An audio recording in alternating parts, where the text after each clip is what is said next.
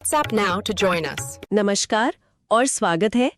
आज की इस खास चर्चा में हम सीधे मुद्दे पर आएंगे और हाँ, इस तरह की उपयोगी जानकारी आप तक लगातार पहुंचती रहे, इसके लिए हमें आपके सहयोग की ज़रूरत है। तो प्लीज़ हमारे YouTube चैनल को सब्सक्राइब करें और हमें सपोर्ट करने के लिए पेड मेंबरशिप ज़रूर ज्वाइन करें। तो आज हमारे पास स्रोत के तौर पर है NCERT की कक्षा 11 की किताब इंडियन कॉन्स्टिट्यूशन एट वर्क और इसका पहला अध्याय संविधान क्यों और कैसे। जी। और हम इसे यूपीएससी के पिछले वर्षों के एक प्रश्न मतलब एक PYQ से भी जोड़कर देखेंगे। चलिए इस पर गहराई से सोचते हैं। किसी भी समाज को, किसी भी देश को संविधान की जरूरत ही क्यों पड़ती है? क्या ये सिर्फ नियमों की एक किताब है या उससे कहीं ज्यादा कुछ है?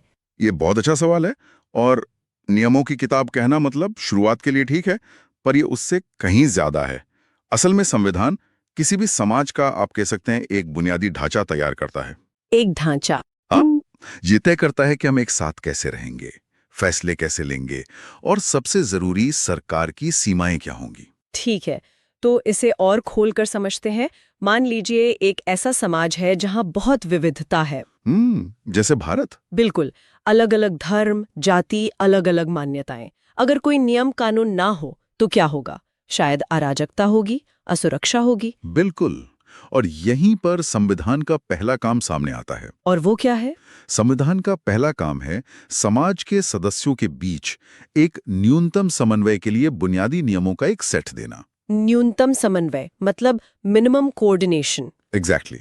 और ये नियम सिर्फ पता ही नहीं होने चाहिए, बल्कि कानूनी रूप से लागू करने योग्य भी होने चाहिए। Legally enforceable. जी। इससे सभी को ये भरोसा मिलता है कि दूसरे भी इन नियमों का पालन करेंगे। अच्छा, तो ये वैसा ही है जैसे ट्रैफिक के नियम। हाँ, हम लाल बत्ती पर इसलिए रुकते हैं क्योंकि हमें भरोसा है कि दूसरी तरफ से आने वाला भी रुकेगा, है ना? आपने एकदम सही नब्ज पकड़ी है। ये आपसी भरोसे का ही सिस्टम है। तो संविधान ये भरोसा बनाता है। बिल्कुल, और ये भरोसा तब और पक्का हो जाता है जब पता हो कि इन नियमों को तोड़ने पर सजा मिलेगी। यही बात समाज को अराजकता से बचाती है। अच्छा, तो नियम बन गए, पर यहाँ एक और सवाल उठता है। जी। समाज के लिए कानून बनाने का या निर्णय लेने का अधिकार किसे होगा?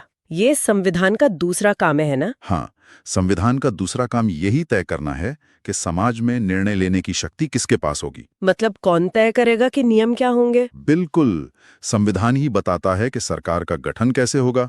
जैसे भारतीय संविधान में संसद को कानून बनाने का अधिकार